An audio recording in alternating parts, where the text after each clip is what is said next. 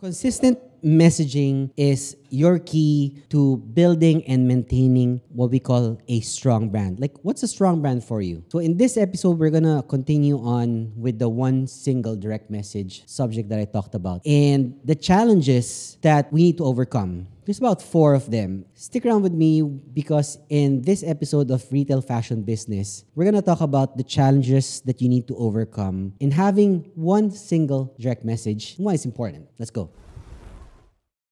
So the most important challenge, or probably the first that you need to know when it comes to challenges that you need to overcome with your brand, is that there are always ever-changing trends. Like, trends now are so fast as a TikTok trend. Every day is a new trend. After a week, that trend is done. Because in trends, there's a creator, and then there's the next percent, which is the early adapters, and then the present adapters, and then what we call the late adapters, and then what we call the go with the flows. That's the market. That's why I'm putting it this way, because the creators are this small. The early adapters are this, and the present adapters, it's this. Late bloomers. Like, for example, when you say skinny jeans, before a normal guy who wears regular pants, before skinny jeans became a trend in the early 2010 perhaps, no one would give a rat's ass about that because they're not gonna see themselves wearing that and showing their balls. No guy would want to wear skinny jeans because that's something that a lady wears, that a girl wears. But now, it's normal for a guy, like a real guy, right? A real gentleman to wear skinny jeans, not just slim fit. If you're used to regular jeans, wearing skinny jeans would be like wearing briefs versus boxers. That kind of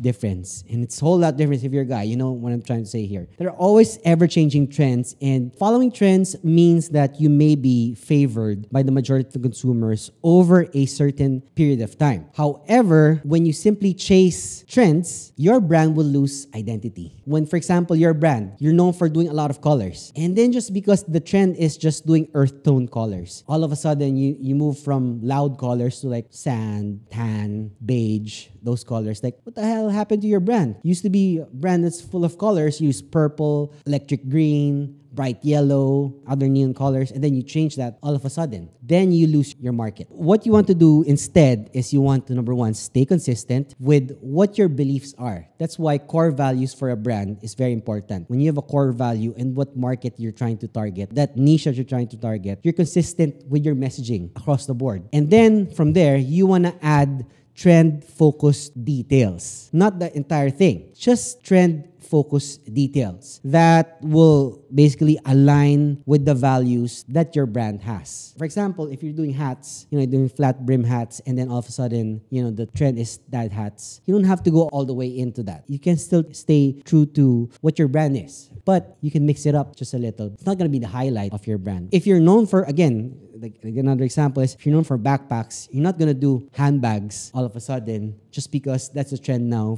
for guys. If your moneymaker is doing backpacks, don't do luggages all of a sudden. That doesn't make sense. I talked about that in my previous video in Fashion Business School. That's the most important, ever-changing trends. Watch out for that one. The next one is having the balance between creativity and consistency. Creative means that you have to go outside of the norms, and consistency is doing the same thing over and over again. So you need to be able to strike a balance between both, because it's hard to be consistent and evolve at the same time. With Solsan before, he started with one logo from 2011 to about 2014. And then somewhere in 2014, we changed the logo. My partner, Aguirre, he changed the logo from the black, white, and red to black and white logo. And that was a huge change. Like, a lot of people hated it. Some guy would message me and say, what the F did you do to your logo? Like, the classic one looks sick. This one's like, meh, it's like everyone else. There will always be people about that. But every time you create a campaign or a design or a new marketing for a new collection, you want to create what we call a new experience for your customers or for your clients or your target market. And at the same time, you need to keep an element of consistency so your customers still have a sense of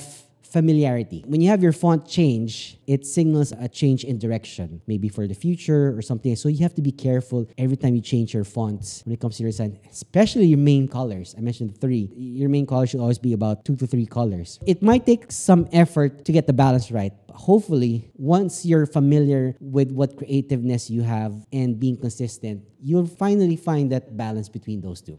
The next important thing is about the different voices of your team members. I mean, I'm lucky to be part of like a duo only, like the consistent side, and the other, my partner I was in the creative side of things. We mesh a little in between of some sort. But if you have a team, here's what I'm talking about. It's difficult to keep a consistent, what we call tone of voice for your brand with multiple team members representing your brand. Imagine if your brand is huge and you have a corporation. Think about ideas, and it's gonna be a mix of ideas. That's why they need or they use a creative director, because the final say will always be about starts and ends with the brand's creative director. Not with the president or the VP or whoever. It starts and stops with the creative director. Correct me if I'm wrong. If you're in fashion, let me know. So their perception and understanding towards a company, along with their communication style, it could be different from your team members. But having a final say on that as a creative director means a lot, because the creative director knows the mission and the vision and the values of the brand and what they stand for. So the employees themselves, they might not even realize it, because, being in a corporate world,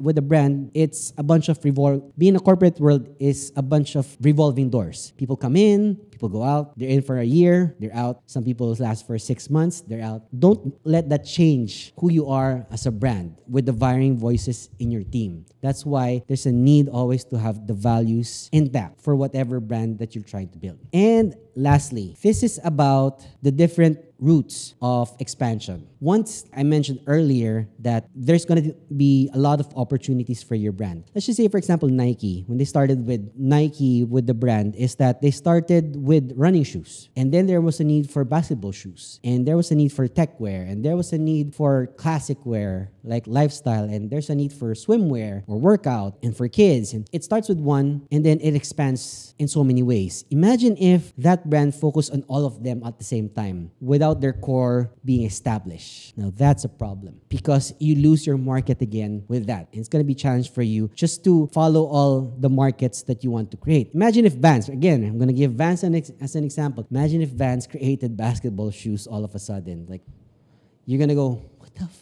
There will always be chances to expand your business, no doubt. As long as your business is growing in terms of revenue, there's always going to be chance of your business expanding as your brand starts to flourish and grow, gain notoriety, be known. But not all opportunities should be something that resonates with your brand. For example, you're a running shoe brand and all of a sudden you create, golf shoes just because it's a trend. There's a new trend for golf shoes. Your brand's identity or value goes out the door.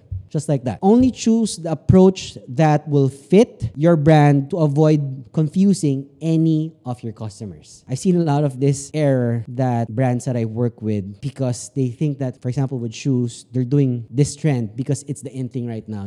There was a trend wherein chunky shoes were a huge thing, and all of a sudden this slim designed, shoe brand started doing chunky shoes. It wasn't in their DNA. If it's not in your brand's DNA, don't do it. You might lose yourself. Yeah, maybe in exchange for profit, but you lose your original market. And that original market that you've created was hard because it was just a narrow road for you. Now, it's gone separate ways. And you'll be confused with your market on where you will put your budget into it. If you don't have large funding for your brand and you think of doing different expansions for your brand, if you do that, most likely you're going to go bankrupt. I tell you that, like as is right now. If you follow all the trends and you follow that trend only, you're going to be like a headless chicken. A chicken, when you cut off his head, it's going to run by itself until it dies a slow death. It's not going to live, but it's still going to run without its head. That's going to be your brand. You're going to die a slow and kind of painful death. I don't know if a chicken feels pain with that. You're going to die a slow death if you do that. Focus on your expansion, but not too much going at it really fast. That's the last important thing that I wanted to share with you. There's a question about fast fashion. Fast fashion relies on trends. They either rely on trends from bigger brands and then create their own. Like, when trends were become, you remember that trend wherein rock band shirts were in when it was in, and then the fast fashion brands like H&M, Bershka, Zara capitalize on that. Same thing with brands. They capitalize on having that kind of look of a vintage rock shirt. They rely on that. That's a different thing. I don't consider fast fashion brands as a brand really, because it doesn't have its own identity. It doesn't have its own DNA. It will follow any trend that it wants to, and that's the thing. That's their identity.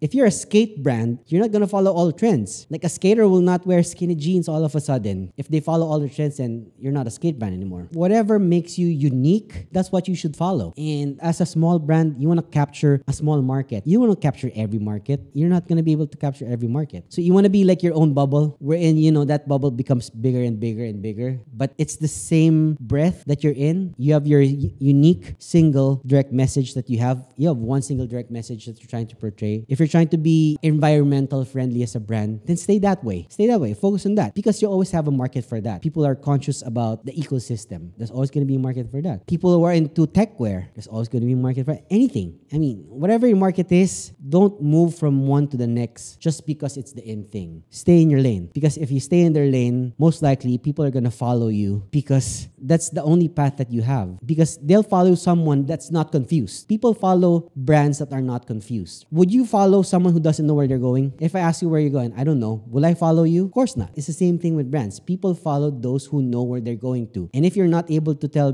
people through your messaging that you don't know where you're going to, then no one's going to follow you. Brand. Question of the day. If you're a startup brand, what's the number one challenge that you're trying to overcome when trying to showcase your brand's name? Let me know in the comment section.